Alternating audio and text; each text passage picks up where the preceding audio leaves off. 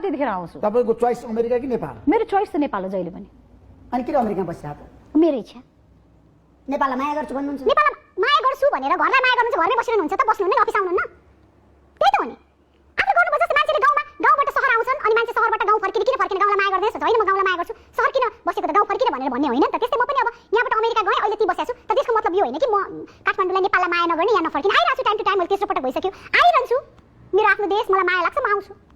त्यसो अहिले अमेरिकन गभर्नमेन्टको नीतिले तपाईँलाई कुनै फरक पारेको छैन? मलाई पारेको छैन, कुनै दिन बस्न दिएन, उताबाट गाह्रो भयो भन्ने बित्तिकै म आफ्नो झोला बोक्छु, यहाँ आउँछु, मलाई केही फरकै पर्दैन। के फरक पर्छ? यहाँ के गर्नु चाहन्छ?